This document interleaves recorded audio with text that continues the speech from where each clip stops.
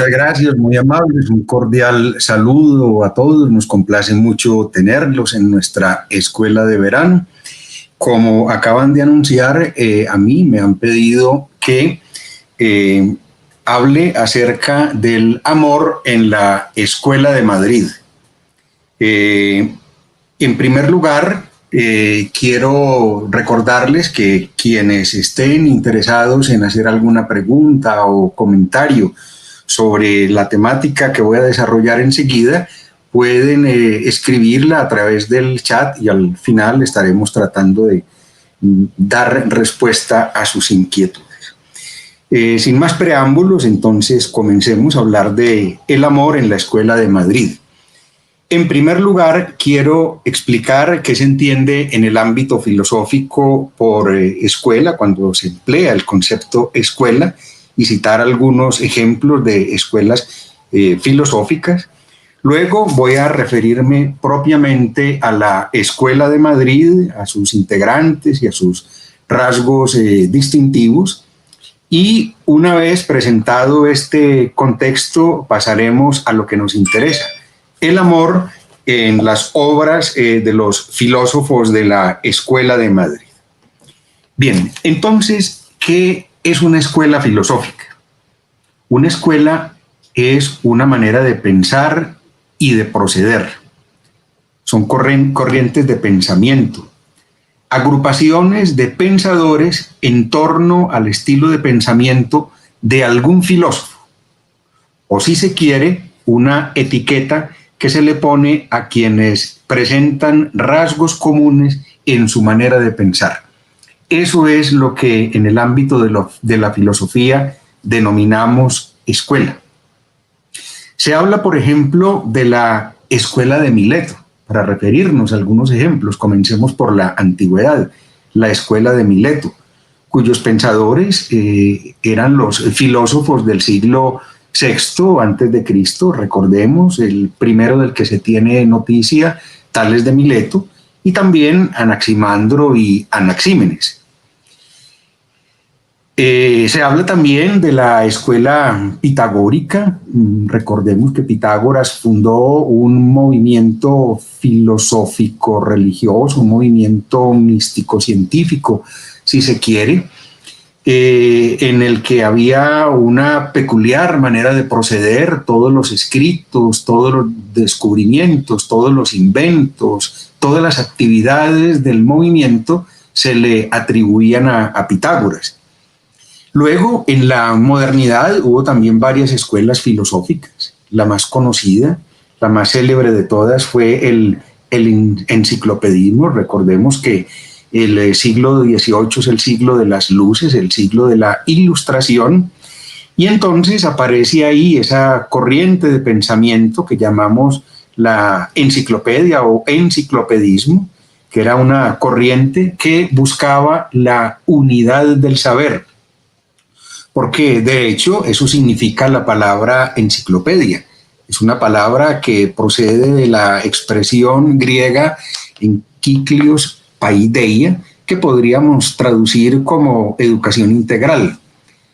Y para demostrar que el conocimiento efectivamente tenía unidad, que no era una serie de datos dispersos, Diderot y D'Alembert, un par de ilustrados, promovieron la publicación de un diccionario al que titularon Enciclopedia Razonada de las Ciencias, las Artes y las Materias. Esta era una obra, un diccionario con el que pretendían erradicar la ignorancia y generar progreso. Démonos cuenta que aparece en el objetivo de la enciclopedia la palabra progreso, que es uno de los grandes ideales de la modernidad, que creía ciegamente en el progreso porque estaban convencidos de que el progreso traería libertad.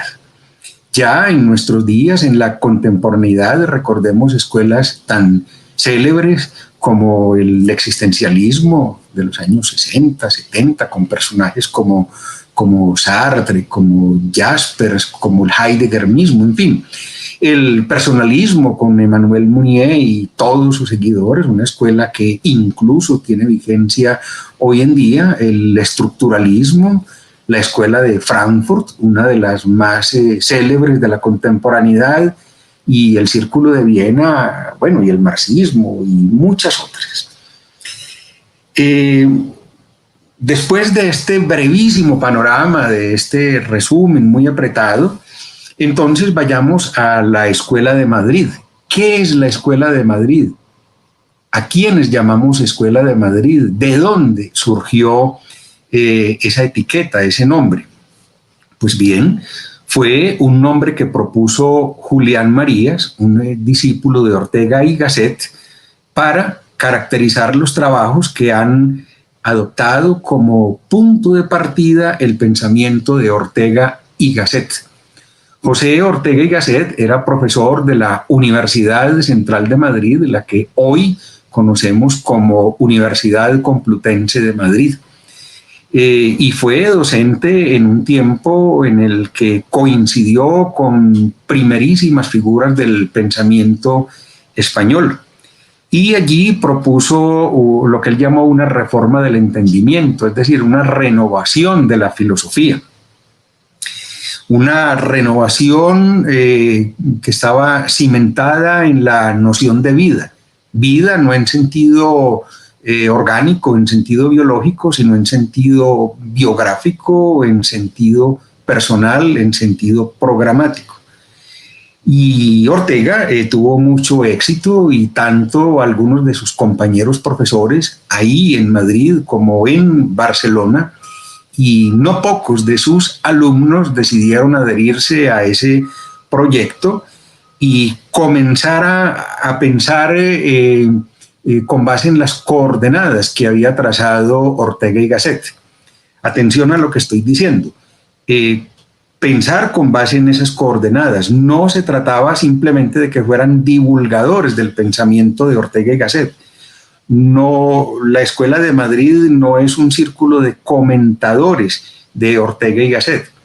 No, se valen de las intuiciones que tuvo Ortega, la intuición sobre la razón, la intuición sobre la vida, sobre el hombre, sobre la historia, sobre la política, sobre el arte, sobre la ciencia, sobre la universidad misma.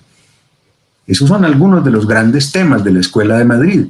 Y entonces los miembros de ese movimiento, de esa corriente, convencidos de la pertinencia de ese proyecto cultural, deciden entonces comenzar a pensar, a investigar, a escribir, a publicar, y por eso allá hablamos de una escuela filosófica.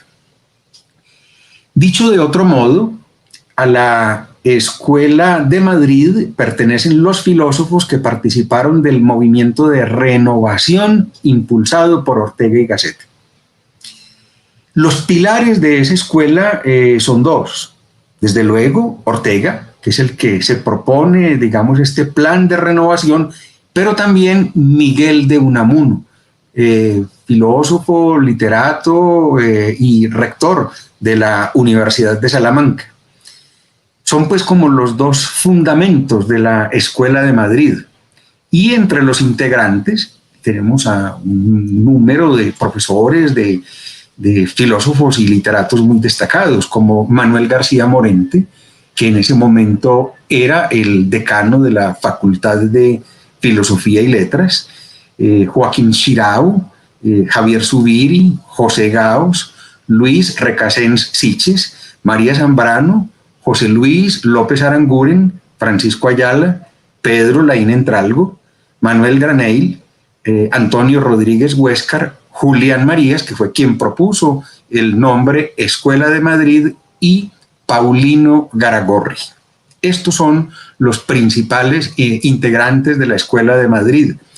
Y vale anotar que tomaron sendas muy distintas, coincidían en las intuiciones fundamentales, pero las sendas, los estilos, los acentos fueron bastante distintos. Todos ellos compartían una serie de convicciones, entre las que se cuentan la reformulación de la filosofía, es decir, una actualización de la misma, poniendo la vida humana en el centro, vida en sentido programático, en sentido personal, en sentido espiritual, si se quiere. Por lo tanto, esa sería la clave de interpretación, eso es lo que une a todos los filósofos de la Escuela de Madrid que, como digo, tomaron direcciones muy distintas, pero con una misma clave de interpretación, la vida en sentido biográfico, de la cual se debe ocupar, según ellos, la metafísica, no como estudio sobre el ser, sino teoría de la vida humana en sentido biográfico. Entonces, primer interés, la vida en sentido biográfico. En segundo lugar, concedieron un lugar preponderante al estudio del hombre, o sea, a la antropología filosófica, que en ese momento, primera mitad del siglo XX, bueno, comienzos de la segunda mitad, pues encontró un desarrollo fenomenal, la antropología filosófica.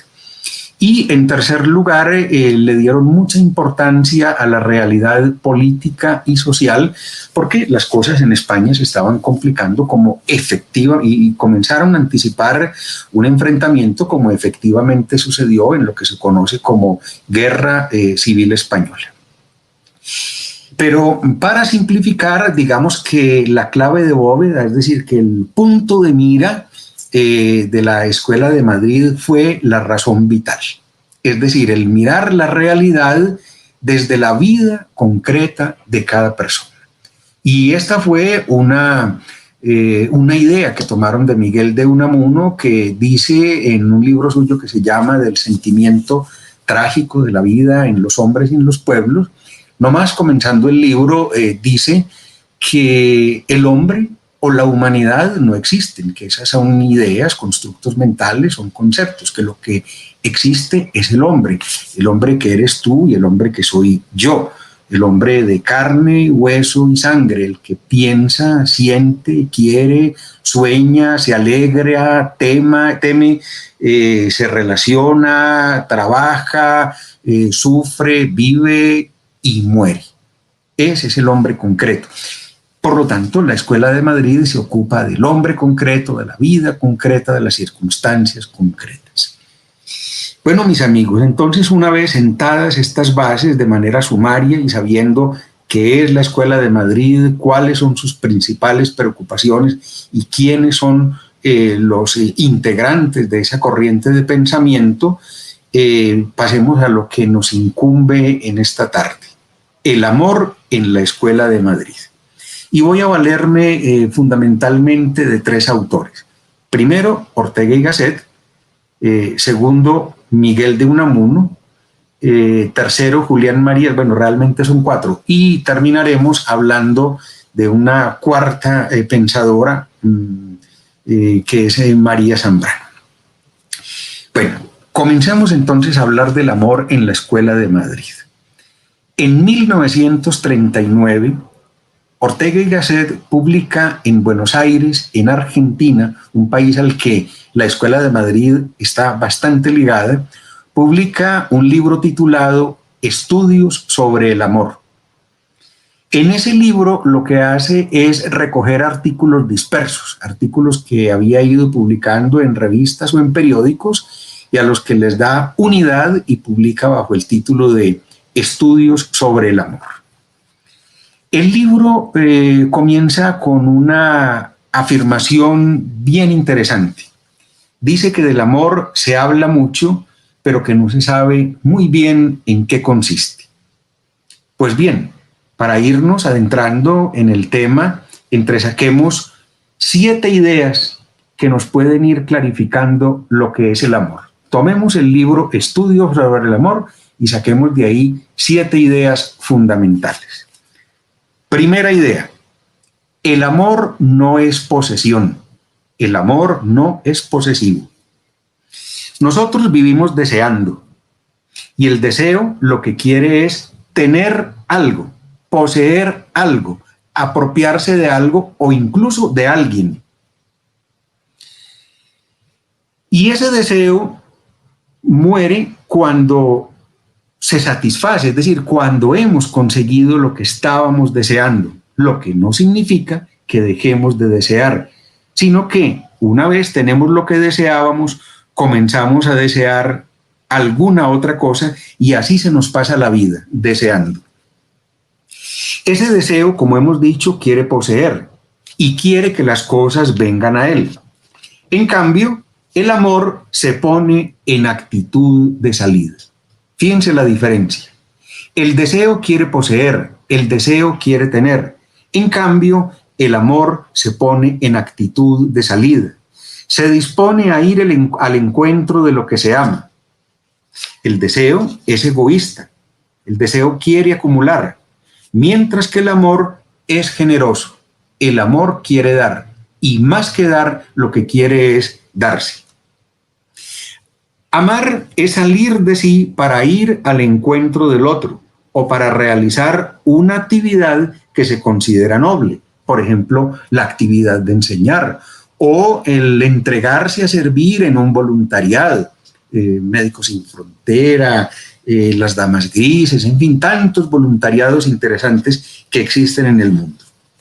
Ortega dice que amar es estar marchando de nuestro ser hacia el ser del prójimo.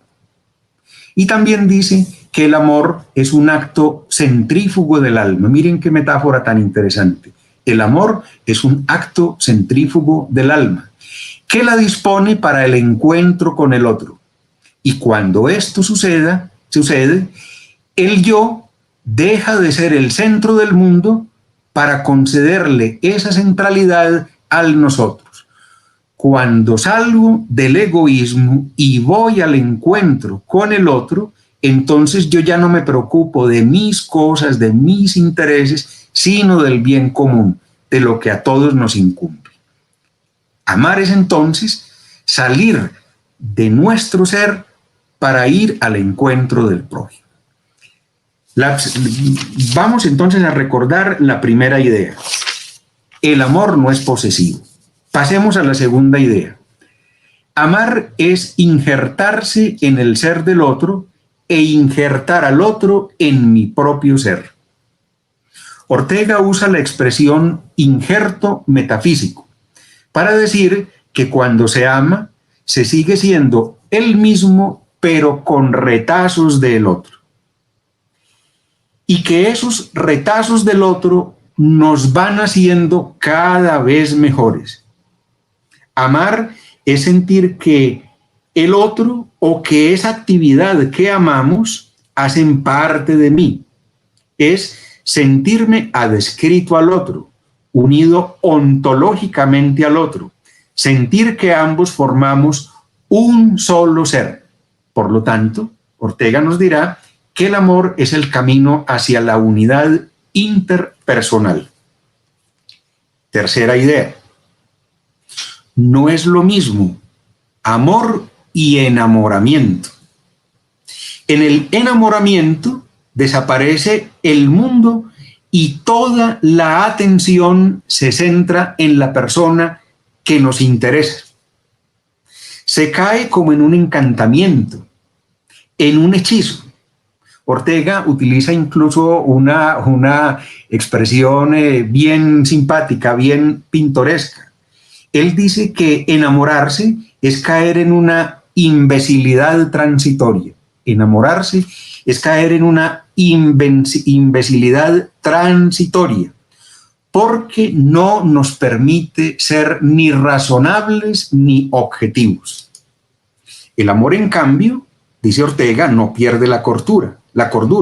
El amor es sensato. ¿Y por qué es sensato? ¿Por qué es prudente el amor? Porque el amor es conocimiento.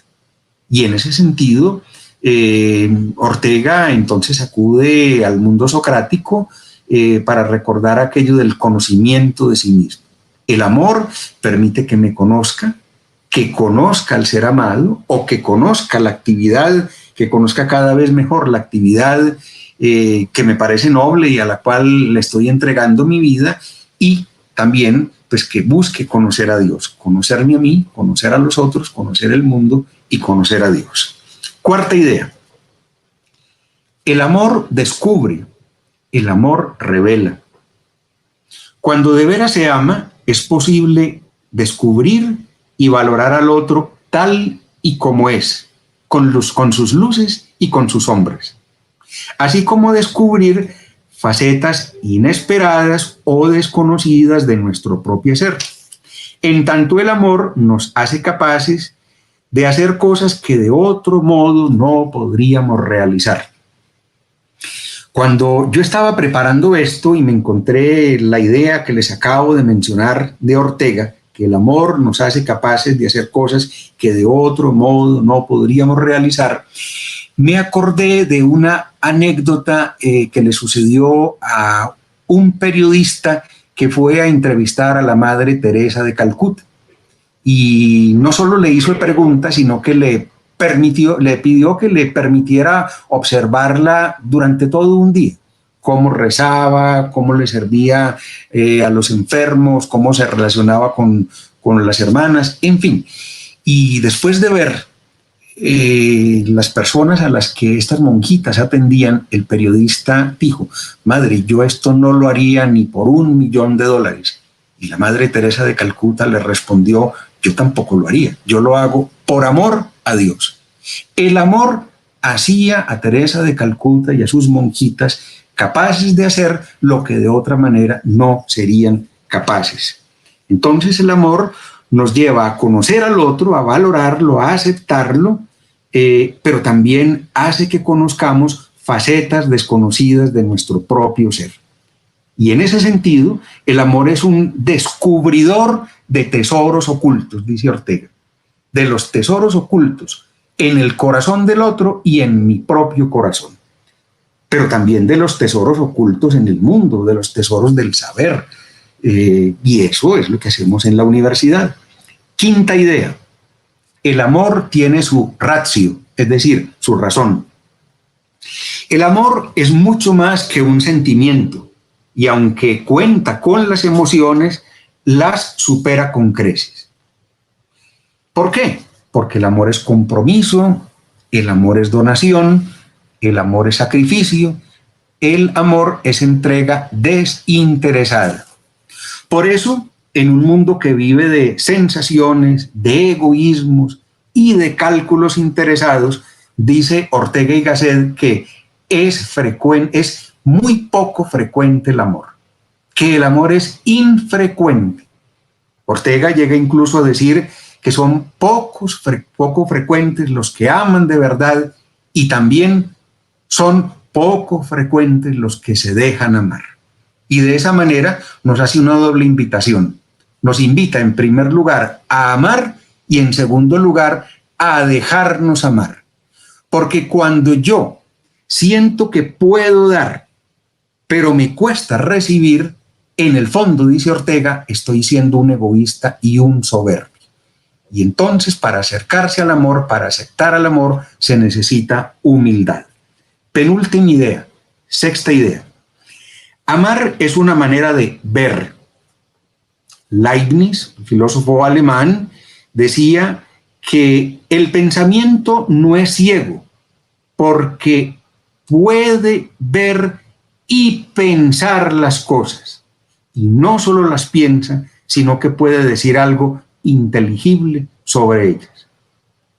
Con base en eso, Ortega, que era un gran admirador de Leibniz, afirma que el que ama siente que no puede dejar de amar, porque encuentra 1000 razones para hacerlo. Piensen ustedes en la madre que tiene un hijo calavera y no lo deja de amar. Admite que efectivamente ese hijo no está haciendo las cosas bien, pero encuentra razones para amarlo, porque el amor le permite ver en él lo que los otros no pueden ver.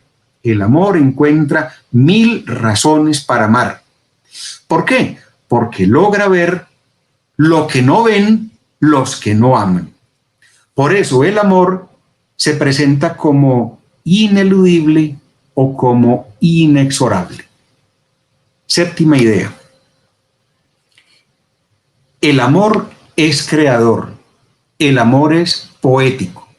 Y poético no porque sea literario, sino porque poiesis en griego significa creación. Entonces el amor es creativo, el amor es innovador.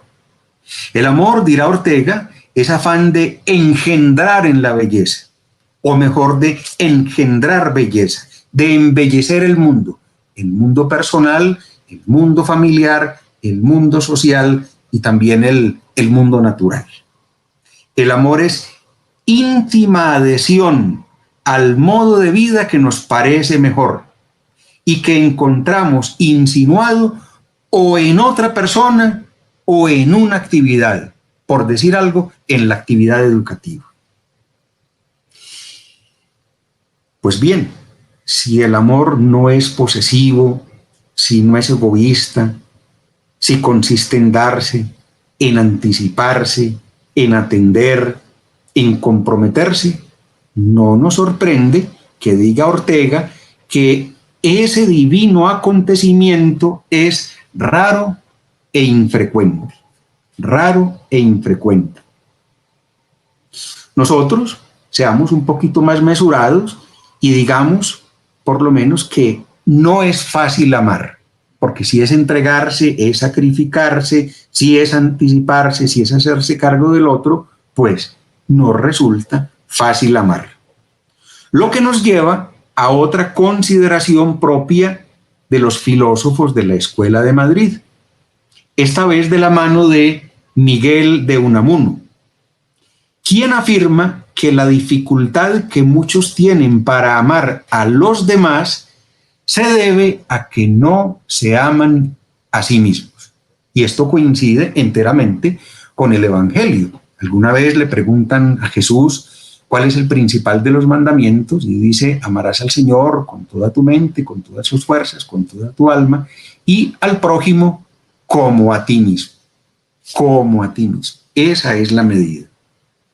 Entonces, la dificultad que muchos tienen para amar, según Unamuno, es que no se aman a sí mismos. Con lo cual, tenemos que el amor a sí mismo es condición sine qua non del amor a los demás. Si yo quiero amar a los demás, si yo los quiero respetar, si yo los quiero considerar, si yo los quiero valorar, tengo que comenzar por amarme a mí mismo. Y de entrada aclaro que no es lo mismo amarse a sí mismo que ser un ególatra. No, una cosa es la egolatría, el egoísmo, la soberbia, el orgullo, y otra cosa es el amor a sí mismo. ¿Y qué es lo que salva al amor de la egolatría? Ya dijimos que el amor es conocimiento. Conocimiento y cuidado de uno mismo, pero también conocimiento y cuidado del otro. Y cuando yo me conozco, entonces conozco no solo mis luces, sino también mis sombras, conozco mis talentos y mis posibilidades, pero también conozco mis limitaciones. Una obra de Unamuno titulada Quijotismo y Cervantismo, muy hermosa, comienza citando un pasaje del Quijote en el que vemos al ingenioso hidalgo salir del palacio de unos duques que lo han recibido e internarse en campo abierto. Sale del palacio acompañado por Sancho y se internan en el campo. Y una vez allí, en pleno campo, Don Quijote se siente libre, feliz y desembarazado de los requiebros cortesanos, de los modos propios de la corte.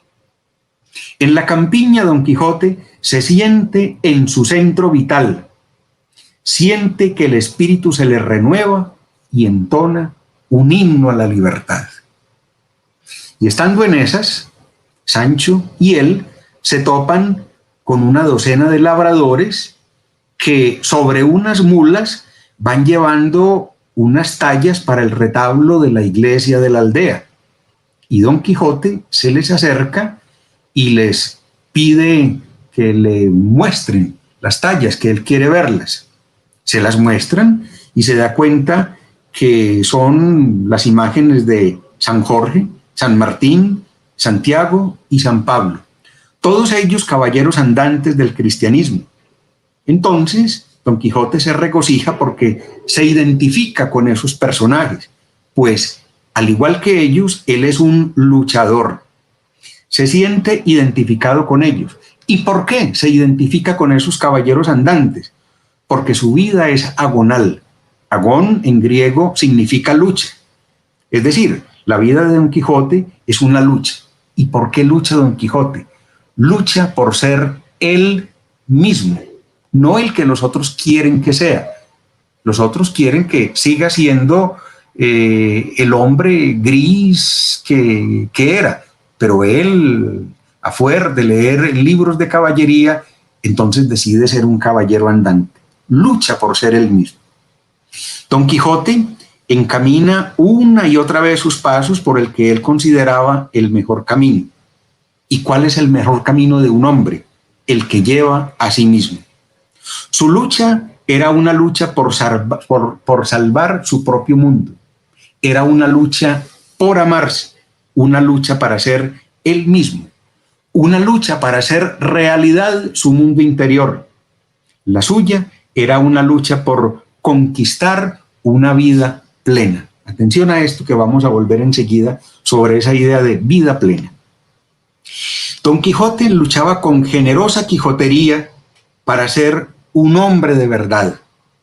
Y podía hacerlo porque tenía una Dulcinea, es decir, un ideal, el ideal de ser él mismo, un hombre de verdad. Eso no era egoísmo, porque cuando salvo mi mundo, lo purifico con ideales. Mejor dicho, cuando yo purifico mi mundo con ideales, me salvo yo. Y cuando me salvo de esa manera, dentro de mí caben todos los hombres, cabe la humanidad entera. Cuando lo que me mueve es el amor y no la soberbia, en primer lugar, me respeto a mí mismo y como consecuencia de ello, de haberme encontrado como un hombre de verdad, entonces me siento en la obligación de respetar a todos los hombres. Unamuno, que escribió bastantes libros, aquí los tengo en mi biblioteca, enfrente de mí, por lo menos 14 volúmenes, en algún pasaje dice que todos sus libros se reducen a una sola idea, que él ha escrito con un solo objetivo, buscarse a sí mismo. ¿Y para qué se busca? Para encontrar al hombre que él es decir, para encontrar al hombre universal, el hombre que es Miguel de Unamuno y todos los demás hombres a los que se siente obligado a respetar. Al que se busca a sí mismo por amor y no por prepotencia, no lo mueve el afán de dominio, ni se cree el centro del mundo, ni desprecia a los demás. Él quiere encontrar al hombre que se siente llamado a ser, y al auténtico hombre que anida en el fondo de todos sus semejantes. Pero esa no es una lucha fácil. Y a veces nos desalentamos y quisiéramos desistir y llevar una existencia sin complicaciones. Yo creo que todos hemos experimentado ese cansancio y un deseo como de tirar la toalla y hemos dicho, ya no más, no voy a luchar más, ni con mis limitaciones, ni con los que me rodean. Pues bien, hay un pasaje del Quijote que ilustra esto y que Unamuno resalta. Yendo una vez Don Quijote de camino, con Sancho por supuesto, hacia Zaragoza, se encontró con unos pastores y unas pastoras que vivían una existencia tranquila, discreta, despreocupada, cuidando su rebaño. Estaban tirados tranquilamente en el campo, conversando, había otros cantando, otros comiendo una hogaza de pan, y eso le parece fenomenal a Don Quijote y le propone a Sancho que se dejen de andanzas, que compren unas ovejas y que se conviertan en pastores, que cambien su nombre y que se dediquen a cantar y a holgar por los montes. Estaba cansado se habían burlado bastante de él, su vida era bastante dura, como todos lo sabemos, y quería dejar las luchas caballerescas. ¿Y para qué las quería dejar? Para alcanzar la plenitud de la vida siendo pastor. ¿Para qué era caballero andante? Para encontrar la plenitud. ¿Y para qué quiere ser pastor? Para encontrar la plenitud.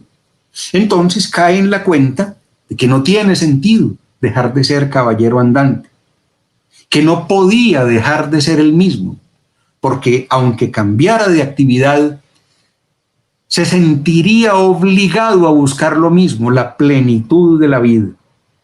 No podía dejar de buscar la plenitud, no podía dejar de buscarse a sí mismo, no podía adocenarse, no podía vivir de cualquier manera. Se da cuenta entonces que no puede ser pastor, o mejor, que no puede dejar de ser caballero andante, porque no puede ahogar la vida ni vivir a ras de tierra. Y no puede vivir a ras de tierra porque él no puede dejar de volar alto, ni puede dejar de entregarse. Entonces, se deja de cuentos porque tiene la más absoluta certeza de que tiene que ser él mismo, que no se puede autotraicionar. Miren qué noción más interesante. No se puede autotraicionar, que no puede sacrificar su esencia íntima. Y es de ese modo como aparece un principio fundamental de la Escuela de Madrid, según el cual el primer deber de un hombre es ser fiel a sí mismo. El primer deber de un hombre es ser fiel a sí mismo, que para los efectos que aquí nos interesan es amarse a sí mismo. Amar al hombre que debo llegar a ser, y de esa manera amar al hombre universal, que debe ser tratado en mí y en los demás con absoluta veneración. Y aquí resuena Kant. Con lo cual, el amor propio hace posible la fraternidad. ¿Se dan cuenta que el amor a uno mismo no es egolatría? Que cuando yo me amo, entonces me siento obligado, me siento en el deber de amar también a mis semejantes, y de ahí surge la fraternidad universal.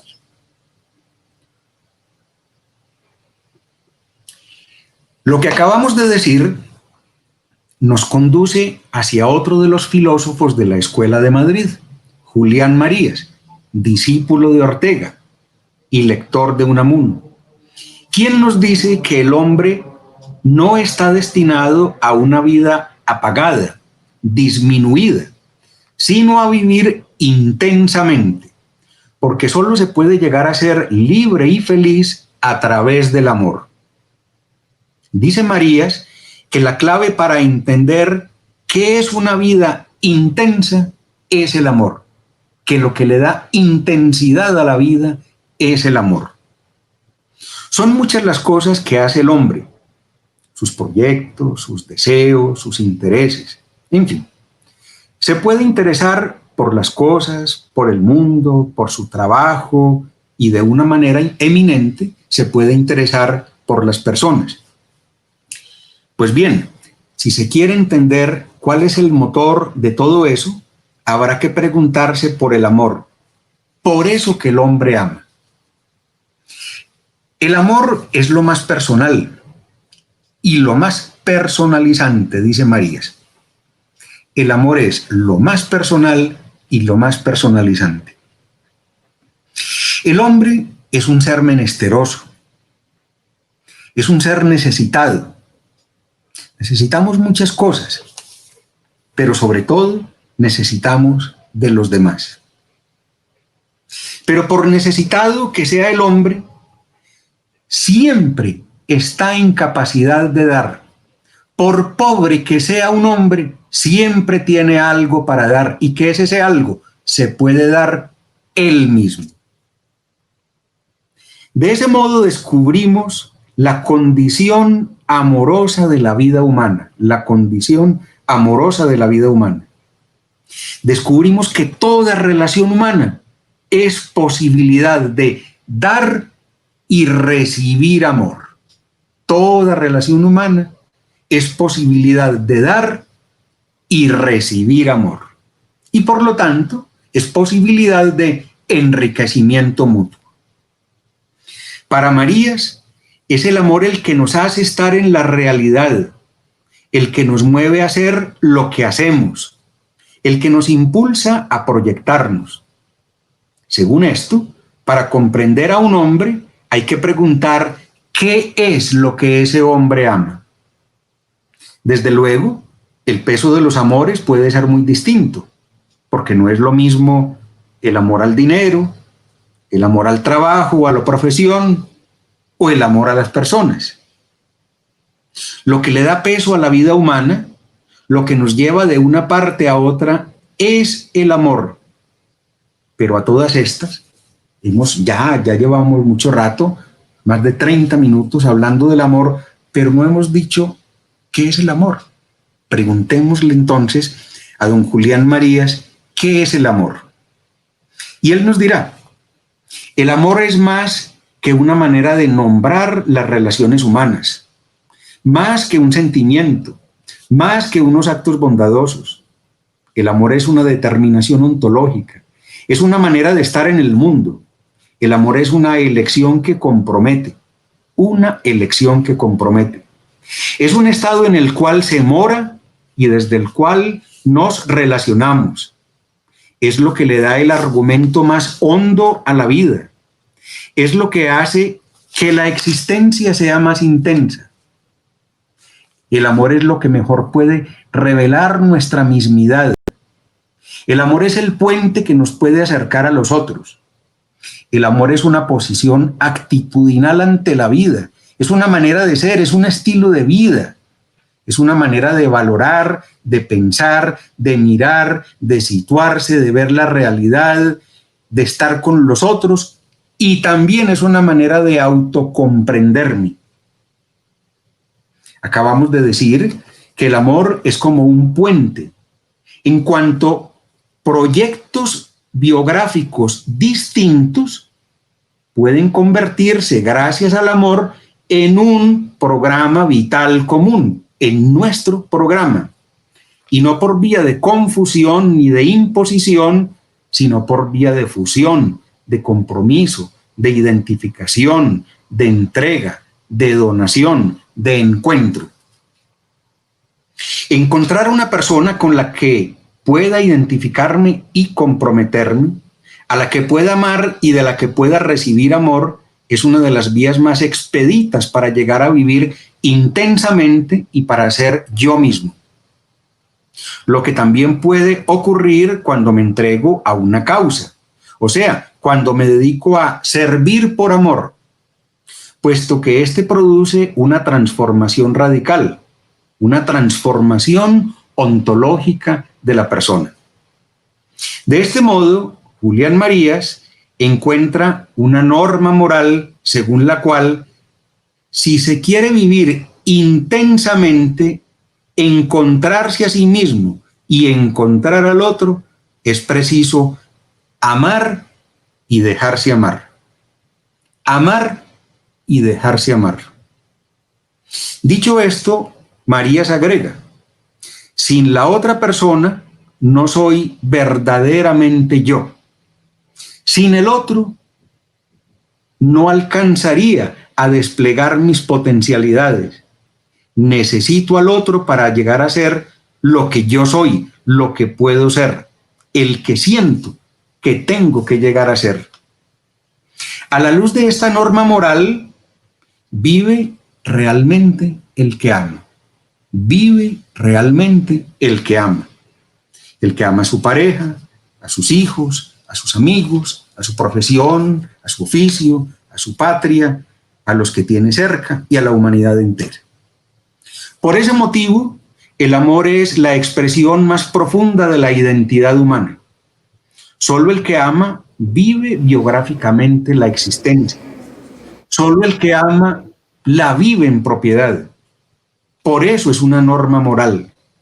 Amarse a sí mismo y amar a los demás, para poder vivir intensamente. Uno vive su mismidad en la medida en que realiza su condición amorosa. Una condición amorosa que no se reduce a la relación de pareja, sino que tiene también una dimensión social. Pues no solo hemos de vivir intensamente la vida personal, sino que debemos vivir ligados al resto de los hombres.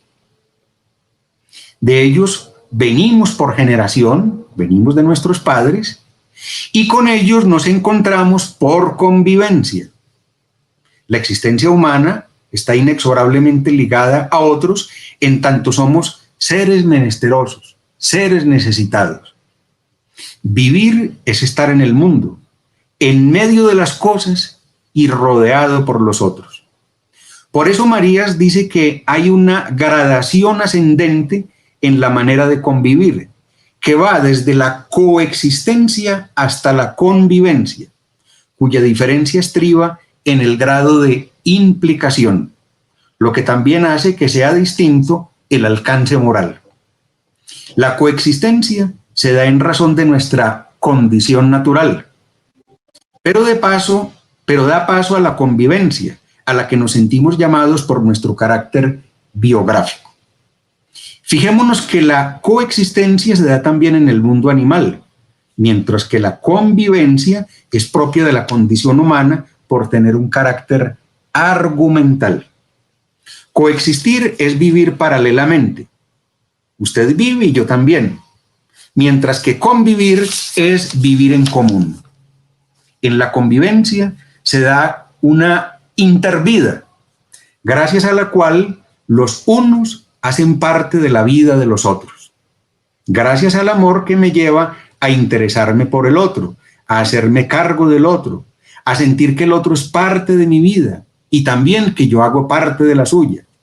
Tanto que llego a sentir que lo necesito, que necesito al otro para ser yo mismo, que nos necesitamos mutuamente, que tenemos mucho que ofrecernos recíprocamente. Terminemos citando a María Zambrano para finalizar, filósofa y poetisa, también miembro de la Escuela de Madrid. Ella dice que una de las indigencias de nuestros días es la que al amor se refiere. Y no porque no existe el amor, sino porque no parece hallar acogida en la mente y en el alma de muchos hombres. Dice María Zambrano que con el amor pasa lo mismo que con la libertad, que se les confunde con otras cosas de menos valía. Y así la vida del hombre va quedando vacía, queda como en una negación. Prescindir del amor es querer liberarse de lo divino, no querer contar con Dios, es no darse cuenta de que lo divino es todo, de que Dios, que se ha revelado como amor, está en todo y en todos, que lo divino no es una forma incógnita, sino que lo divino, que Dios, es revelación y presencia. El que vive de conceptos considera que Dios es un Deus absconditus, un Dios escondido, ausente, lejano. Pero el que vive en el amor sabe que es un Dios que se revela justamente como amor, como salvador, como compañero de camino, como padre. Cuando el amor no es aceptado, entonces se convierte en némesis, en justicia implacable, en distancia, en regla, en norma, en abismo, en oscuridad. La ausencia del amor entonces nos confina en los estrechos límites del egoísmo y las pasiones desordenadas. En cambio, el amor libera, acerca e ilumina. El amor nos hace ver que el antagonismo es un infierno y que no existe mayor engaño que vivir en el desamor. En cambio, el amor, que es el agente divino en el hombre, disminuye la gravedad de la existencia, aliviana su peso, haciendo que en lugar de vivir enredados en las trampas del yo, vayamos al encuentro del otro, de tal manera que el centro de gravedad de mi vida no sean mis intereses, mis cosas, mis pensamientos, sino los nuestros, lo común, lo de nosotros, ya que el amor es el vínculo de unidad y más aún es ese fuego sin fin que alienta en lo secreto de toda vida humana. Bueno, mis amigos, eso era lo que tenía para compartir con ustedes acerca del amor en la Escuela de Madrid.